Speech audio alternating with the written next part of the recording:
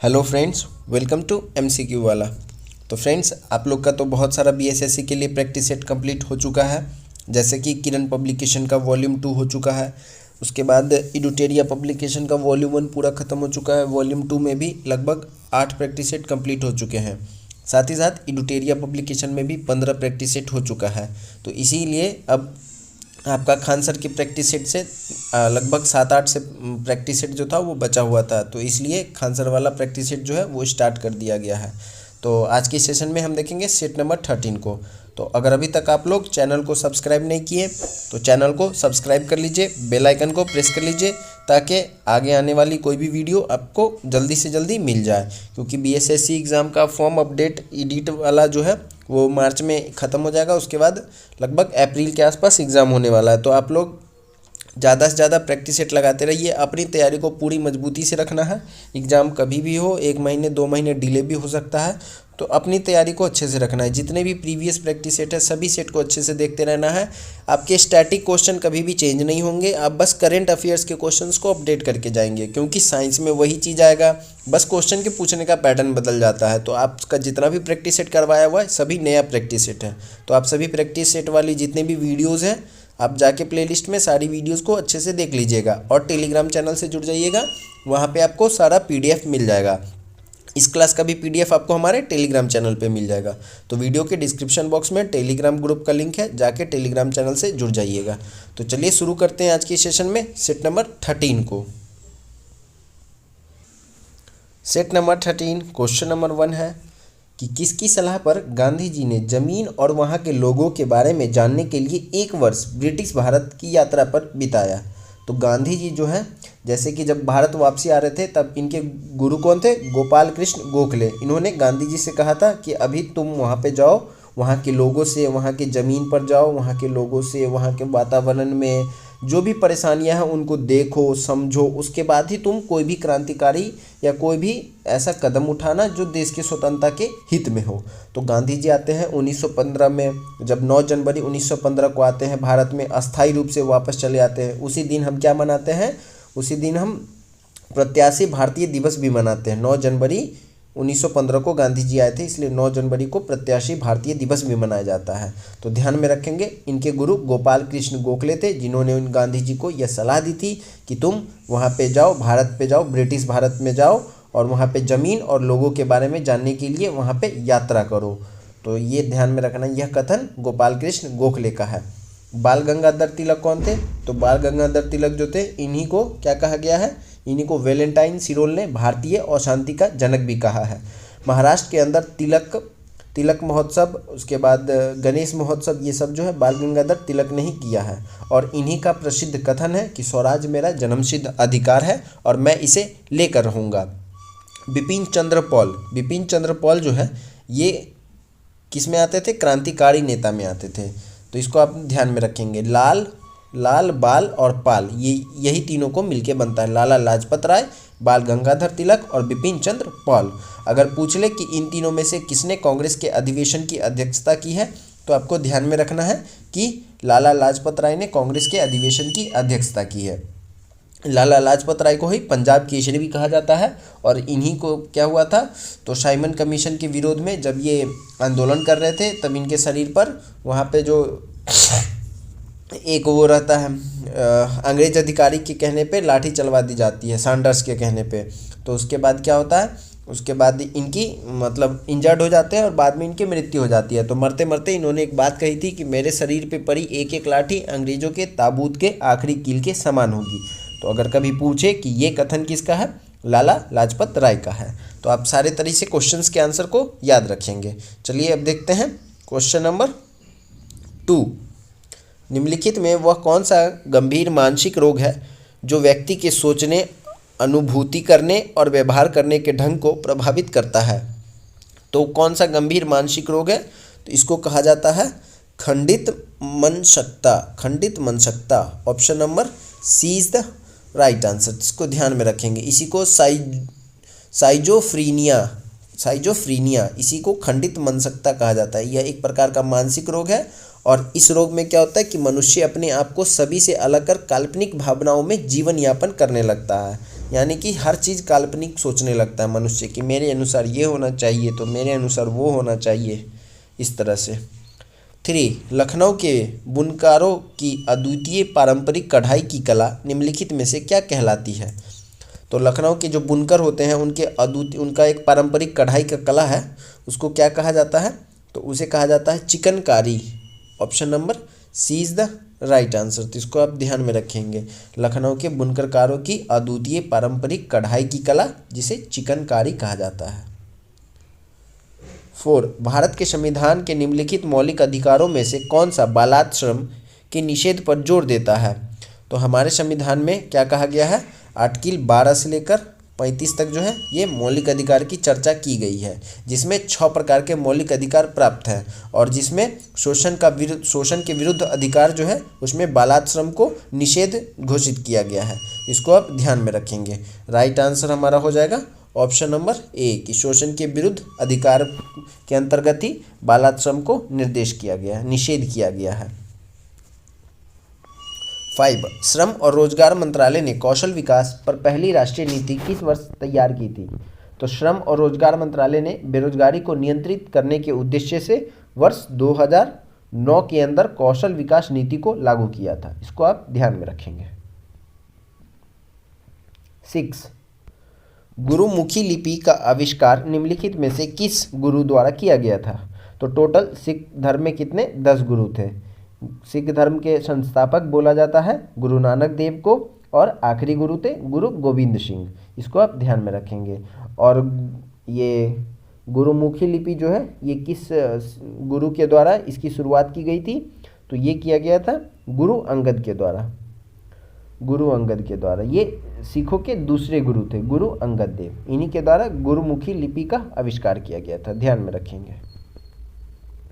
7, निम्नलिखित में कौन सा देश शंघाई सहयोग संगठन की 19वीं शासनाध्यक्ष परिषद की बैठक की मेजबानी करेगा? तो ये जो क्वेश्चन है ये तो चलिए 2020 का क्वेश्चन है कि इस समय जो था ये भारत कर रहा था। इसको आप ध्यान में रखेंगे। एससीओ आपके लिए क्यों इम्पोर्टेंट है? क्योंकि एससीओ में कुछ नए कंट्री जो है वो इसमें ऐड हुए हैं, तो इसको आप लोग जरूर देख लेंगे एससीओ के बारे में। इसका हेडक्वार्टर कहाँ पे है? तो शंघाई चाइना के अंदर है, इसको भी आप ध्यान में रखेंगे। 8, निम्नलिखित में कौन 12,000 ओडीआई रन बनाने वाला सबसे तेज खिलाड़ी बन गया है? तो सबसे तेज 12,000 रन बनाने वाला ओडीआई खिलाड़ी जो है ये है विराट कोहली, द किंग कोहली। 9, उपभोक्ता संरक्षण अधिनियम 2019 के अधीन कौन सा उपभोक्ता का अधिकार नहीं है? तो उपभोक्ता संरक्षण अधिनियम 2019 में सुधार कर उपभोक्ता के अधिकारों की रक्षा के कड़े प्रावधान किए गए तथा इस एक्ट में काम का अधिकार जो है उसको शामिल नहीं किया गया है, तो इसको ध्यान में रखेंगे। ये जो है आपका ऑप्शन नंबर डी कि काम का अधिकार जो है ये 2019 के अधीन उपभोक्ता अधिकार के अंतर्गत नहीं आता है काम का अधिकार। बाकी चयन का अधिकार, निवारण और सूचना का अधिकार, ये तीनों जो है ये उपभोक्ता संरक्षण अधिनियम 2019 के अंतर्गत आता है। 10, उदासीनीकरण अभिक्रिया में एक नया तत्व बनता है उसे कहते हैं। तो उदासीनीकरण अभिक्रिया होता क्या है? तो उदासीनीकरण अभिक्रिया वह अभिक्रिया है जिसके अंतर्गत अम्ल व क्षार क्रिया करके लवण व जल का निर्माण करते हैं, तो इसको ध्यान में रखेंगे। जैसे कि HCl प्लस ये एसिड हो गया और NaOH ये बेस हो गया, ये रिएक्ट करेगा बनेगा नमक NaCl प्लस H2O, तो इसको ध्यान में रखेंगे। राइट आंसर क्या हो जाएगा हमारा? ऑप्शन नंबर ए। 11, भारतीय जनता पार्टी की स्थापना किस वर्ष हुई थी? तो बीजेपी की स्थापना जो है ये कब हुई थी? तो ये हुआ था 1980 में। Option number B is the right answer. 12, निम्नलिखित देश में कौन से देश 1.8 लंबे फेनी पुल से जुड़े हैं? तो कौन सा देश है जो 1.8 किलोमीटर लंबे फेनी पुल से जुड़े हैं? तो ये हो जाएगा आपका भारत और श्रीलंका, इसको ध्यान में रखेंगे। सॉरी, भारत और बांग्लादेश, भारत और बांग्लादेश फेनी पुल से जुड़े 1.8 किलोमीटर लंबी है। ऑप्शन नंबर सी। 13, डैश के बाद विराट कोहली इंग्लैंड में आयोजित एक श्रृंखला में 2 टेस्ट मैच जीतने वाले दूसरे भारतीय कप्तान बन गए हैं। यानी कि विराट कोहली से पहले किसने ऐसा काम किया है? तो कपिल देव ने किया है।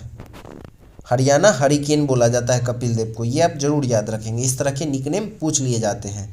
तो कपिल देव ने विराट कोहली से पहले इंग्लैंड में 2 टेस्ट मैच जीतकर एक रिकॉर्ड बनाया हुआ है।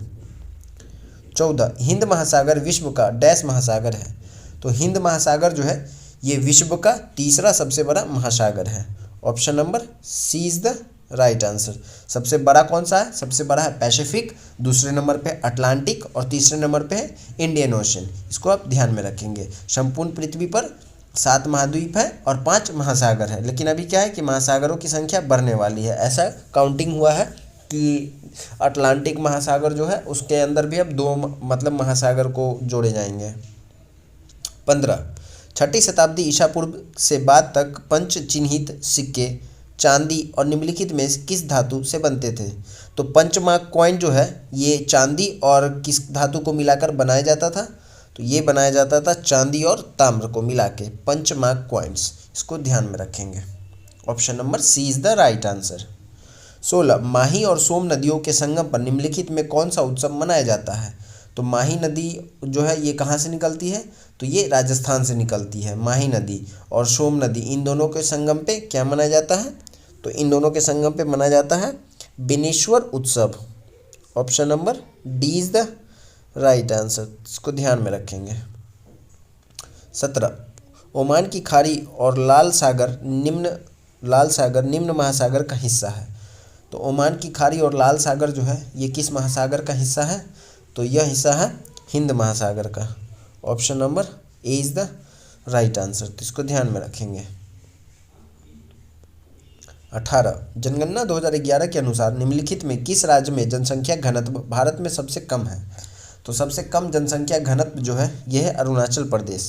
1 स्क्वायर वर्ग किलोमीटर में मात्र 16 लोग रहते हैं। और सबसे ज़्यादा है बिहार का, यहाँ पे 1106 लोग रहते हैं 1 वर्ग स्क्वायर किलोमीटर के अंदर। तो ध्यान में रखेंगे। सबसे कम पूछे अरुणाचल, सर्वाधिक पूछे बिहार। 19, निम्न में से अक्रिय विटामिन डी कौन सा है?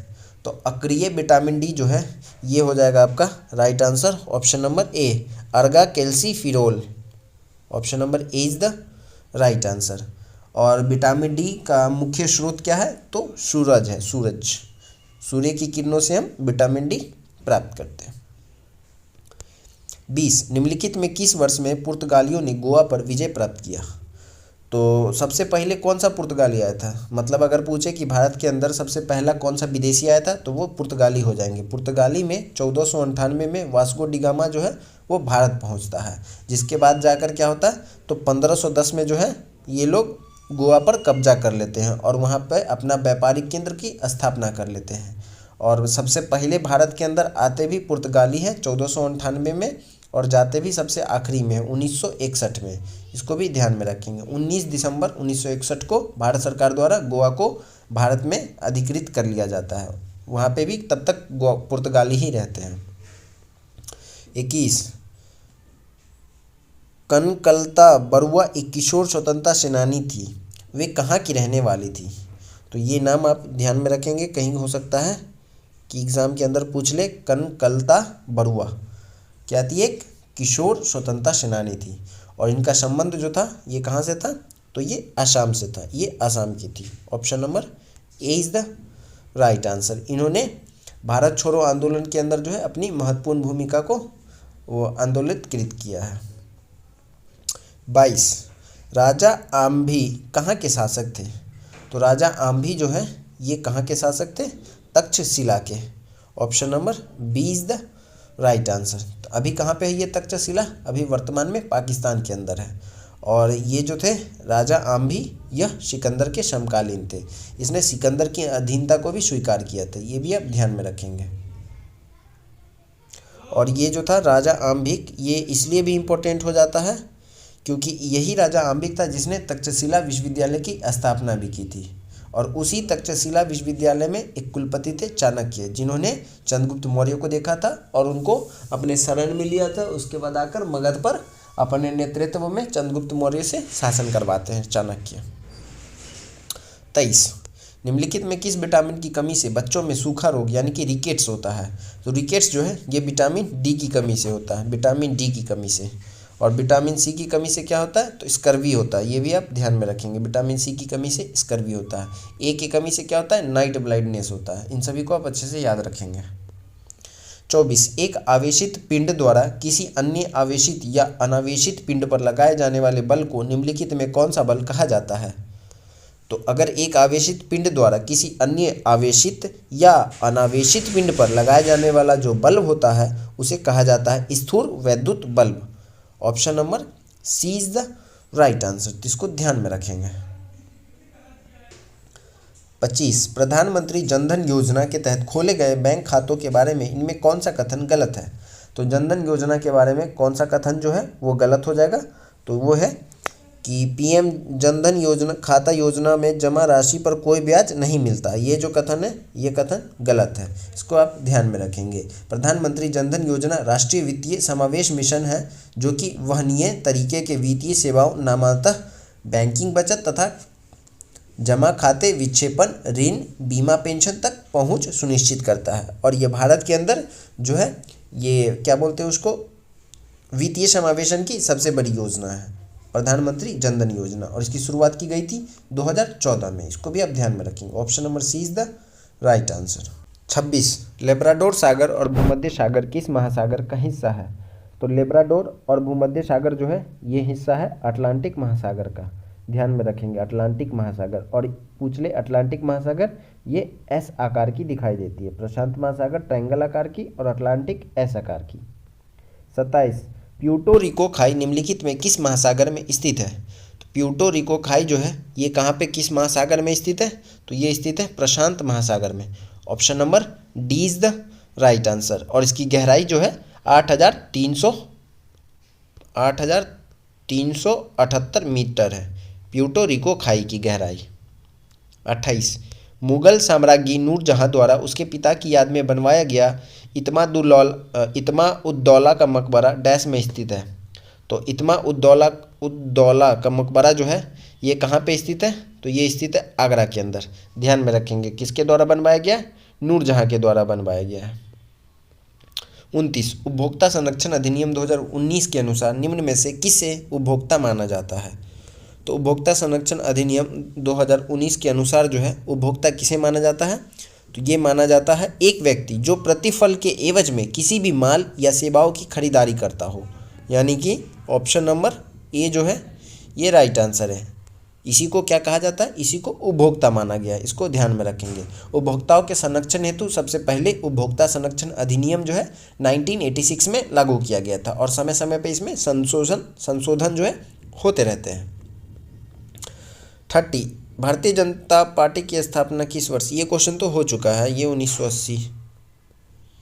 31, निम्नलिखित में किस राष्ट्रीय आंदोलन में पहली बार बड़े पैमाने पर महिलाओं की भागीदारी देखी गई थी। इस तरह के क्वेश्चंस इंपॉर्टेंट होते हैं कि पहली बार महिलाओं की भागीदारी जो है किस राष्ट्रीय आंदोलन में देखी गई थी। तो ये था आपका सविनय अवज्ञा आंदोलन। सविनय अवज्ञा आंदोलन की शुरुआत कब से होती है, तो 12 मार्च से लेकर 6 अप्रैल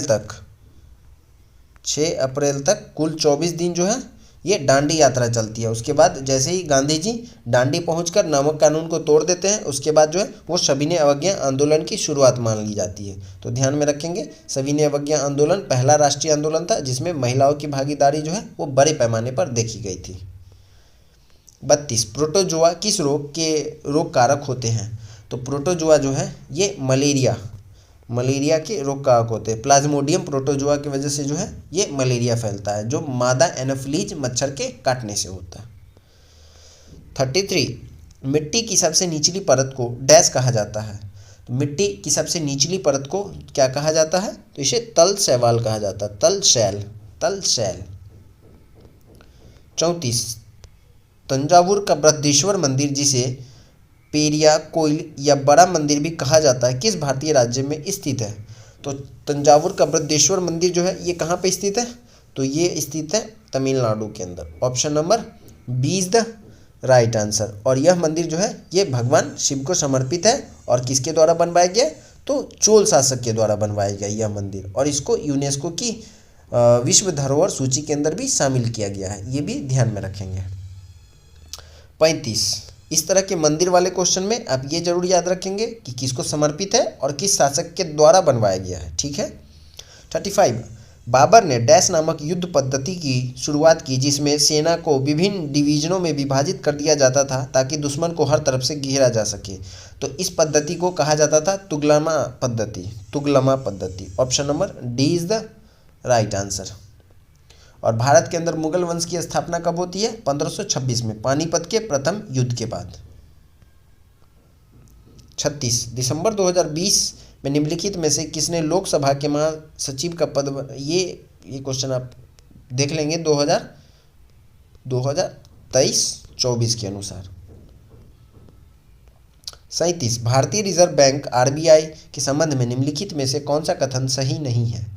तो आरबीआई के संबंध में कौन सा कथन जो है वो सत्य नहीं है कि आरबीआई केंद्र सरकार के लिए वार्षिक बजट तैयार करता है। यह कथन जो है ये असत्य है। ये फाइनेंस मिनिस्ट्री के द्वारा बजट जो है वो तैयार किया जाता है और हमारे संविधान में बजट की चर्चा कहीं भी नहीं है। उसके जगह है वार्षिक वित्तीय विवरण, आर्टिकल 112। ये भी ध्यान में रखेंगे। तो बजट जो बनाने का काम है आरबीआई का नहीं है बल्कि वो भारत सरकार का काम है।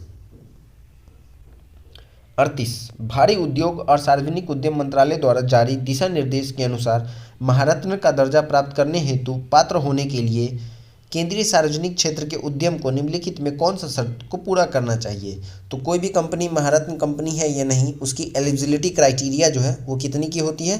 तो वो जो है वो होती है कि नवरत्न का उसको दर्जा मिला होना चाहिए, तभी वो महारत्न बनने के लिए एलिजिबल होगी। 39, निम्नलिखित में किस बाघ अभ्यारण्य को 10 वर्षों के लक्ष्य के स्थान पर 4 वर्षों में बाघों की संख्या को दुगुना करने के लिए नवंबर में पहला अंतर्राष्ट्रीय पुरस्कार TX2 प्रदान किया गया है? तो TX2 अवार्ड जो है ये मिला था पीलीभीत बाघ अभ्यारण्य को। Option number D is the right answer, ध्यान में रखेंगे। 40, केंद्र सरकार द्वारा सितंबर 2021 में प्रन पोर्टल लॉन्च किया गया था। प्रन का पूर्ण रूप क्या है? तो ये क्वेश्चन इंपॉर्टेंट है आपके लिए। प्रन का पूर्ण रूप क्या है? Portal for regulation of air pollution in non attainment cities. Option number C is the right answer. Portal for regulation of air pollution in non attainment cities. 41, किस कमान में सेना, नौसेना, वायुसेना और तटरक्षक की संपत्ति से जुड़े बड़े पैमाने पर संयुक्त सैन्य अभ्यास एक्स कवच का आयोजन किया गया? तो एक्स कवच का आयोजन जो है ये कहाँ पे किया गया? अंडमान निकोबार आइलैंड के अंदर, ध्यान में रखेंगे। अंडमान निकोबार में जो है ये नेवी, एयरफोर्स, आर्मी और कोस्ट गार्ड ये सभी का जो है वहाँ पे संयुक्त रूप से वो बेस बना हुआ है। 42, मेडेन मियामी ओपन टाइटल 2023 किसने जीता है? तो मेडेन मियामी ओपन टाइटल 2023 का खिताब ये किसने जीता है? डेनियल मेदवेदेव ने। Option number D is the right answer. 43, निम्नलिखित में किस देश ने पमाचिम एयरबेस स्पेस पोर्ट में सेविट प्रक्षेपण यान द्वारा ओफेक 133 जासूसी उपग्रह को अंतरिक्ष में सफलतापूर्वक प्रक्षेपित किया है? तो ओपेक 133 जासूसी उपग्रह किस देश के द्वारा प्रक्षेपित किया गया है? तो ये किया गया है इजराइल के द्वारा। Option number C is the right answer. 44, United Kingdom की रॉयल एयरफोर्स में वारंट ऑफिसर के रूप में किसे नियुक्त किया गया है? तो यूके का जो एयरफोर्स है रॉयल एयरफोर्स, उसमें वारंट ऑफिसर के तौर पे नियुक्त किया गया है, भारतीय मूल के हैं सुब्बी सुब्रमण्यम, इसलिए ये क्वेश्चन इंपॉर्टेंट है। सुब्बी सुब्रमण्यम को नियुक्त किया गया है वारंट ऑफिसर के तौर पे। 45, खदान जागरूकता और खदान कार्रवाई में सहायता का अंतर्राष्ट्रीय दिवस हर साल किस दिन मनाया जाता है? तो हर साल मनाया जाता है 4 अप्रैल को खाद्यान्न जागरूकता और खाद्यान्न कार्रवाई दिवस।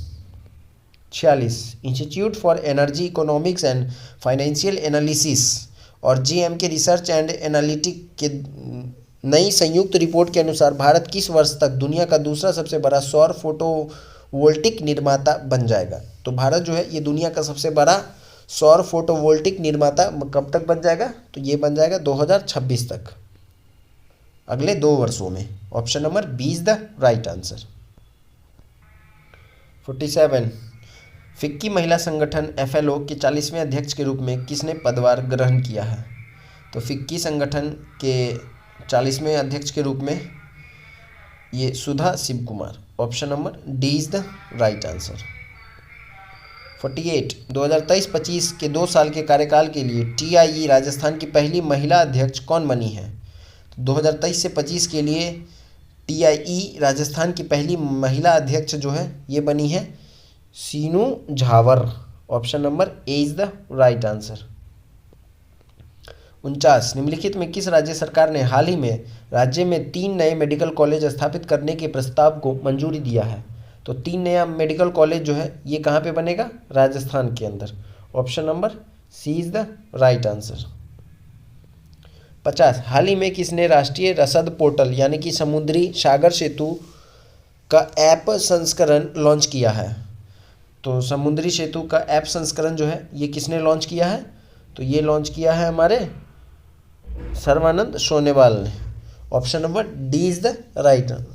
सर्बानंद सोनोवाल कौन है? तो ये बंदरगाह, नौवन और जलमार्ग मंत्री हैं, जलमार्ग मंत्री। 51 पादपों को समूह से विभाजित किया जाता है, निम्न विकल्पों में कौन सा उनमें से नहीं है? तो कौन सा इसमें नहीं है? तो आर्थ्रोपोडा। आर्थ्रोपोडा जो है ये जंतु एकलिंगी होते हैं और जल का स्थल दोनों स्थानों पर मिलते हैं, तो इसको ध्यान में रखेंगे। आर्थ्रोपोडा संघ के जंतु एकलिंगी होते हैं, ये जंतु से है, ये पादप से नहीं है। 52 परम सिद्धि संदर्भित करता है, तो परम सिद्धि जो है ये किसको संदर्भित करता है? Artificial intelligence super computer. Option number B is the right answer, इसको ध्यान में रखेंगे। 53 निम्नलिखित में कौन सा आचार के लिए एक अच्छा परिरक्षक नहीं है? तो आचार के लिए अच्छा परिरक्षक कौन सा नहीं हो जाएगा? तो ये है काली मिर्च। Option number D is the right answer. 54 alt plus tab dot dot dot का एक शॉर्टकट है, तो अल्ट प्लस टैब किसका शॉर्टकट है? तो ये खुले प्रोग्रामों के बीच स्विच करने का, अल्ट प्लस टैब, इसको आप लोग ध्यान में रखेंगे। 55 एस्ट्रोजन का मूल कार्य क्या है? तो एस्ट्रोजन का मूल कार्य जो है ये क्या है? तो ये गर्भावस्था को बनाए रखने के लिए। Option number D is the right answer. ये क्या है? महिला सेक्स हार्मोन है एस्ट्रोजन, इसको जरूर ध्यान में रखेंगे। 56 ऑटोमेटेड टेलर मशीन यानी कि ऑटोमेटेड टेलर मशीन ATM नामक कैश मशीन के निकास का श्रेय भारत में जन्मे किस स्कॉटिश आविष्कारक को दिया जाता है? तो ATM मशीन के आविष्कारक जो हैं ये कौन है? तो ये हैं John Shepherd Barron. Option number D is the right answer. John Shepherd Barron ATM के आविष्कारक हैं। 57 ब्रेसिका कंपेटिस किस पौधे का वास्तविक नाम है? तो ब्रेसिका कंपेटिस जो है ये किस पौधे का वास्तविक नाम है? तो राइट आंसर है सरसों। 58 निम्नलिखित में कौन सा ऑपरेटिंग सिस्टम नहीं है? तो टैली जो होता है, टैली यह ऑपरेटिंग सिस्टम नहीं है। Option number D is the right answer, यह अकाउंटिंग सॉफ्टवेयर है टैली। 59 हाइग्रोमीटर से क्या नापा जाता है? तो हाइग्रोमीटर से नापा जाता है आर्द्रता। Option number B is the right answer. 60 lead का रासायनिक प्रतीक क्या है? तो लेड को हम कैसे दर्शाते हैं? तो लेड को दर्शाते हैं Pb से, Fe से आयरन को, Zn से जिंक, Mn से मैग्नीज। 61 वह सिस्टम जो IP पत्ते यानी कि IP एड्रेस को आसानी से याद रखे जा सकने वाले प्रारूप से परिवर्तित करती है डैश कहलाती है। तो उसको क्या कहा जाता है? तो उसे कहा जाता है domain name system. Option number A is the right answer. 62 DRDO द्वारा निर्मित इनमें से कौन सी मिसाइल हवा से हवा में वार करने में सक्षम है? तो पूछ ले DRDO की स्थापना ये कब हुई थी? तो 1958 के अंदर हुई थी, ये भी आपको ध्यान में रखना है। और DRDO के द्वारा हवा से हवा में वार करने वाला जो मिसाइल है उसका क्या नाम है? उसका नाम है अस्त्र। Option number D is the right answer. 63 1 kilobyte कितने बाइट के बराबर होते हैं? तो 1 KB जो है ये 10,024 बाइट के बराबर होता है। Option number D is the right answer. 64 निम्नलिखित में कौन सा एक अजैविक घटक नहीं है? तो हरा पौधा जो होता है यह अजैविक घटक नहीं होता है। Option number D is the right answer. 65, सौर प्रजामंडल सोलर कोरोना का परीक्षण और अध्ययन करने हेतु भारत के वैज्ञानिक मिशन को क्या नाम दिया है? तो भारत के लिए जो सूर्य मिशन है उसका नाम है Aditya L1। Option number D is the right answer. और ये जो है वो अपने L1 पॉइंट पर, ये L1 क्या है, इसका लोकेशन है, पॉइंट लोकेशन है, वहाँ पे ये पहुँच चुका है। 66, प्लास्टिक में निम्नलिखित में से किसका उपयोग किया जाता है? तो प्लास्टिक के अंदर उपयोग किया जाता है एथिलीन का। Option number D is the right answer. इसको आप ध्यान में रखेंगे। एथिलीन जो होता है ये पॉलीथीन का बहुलक होता है।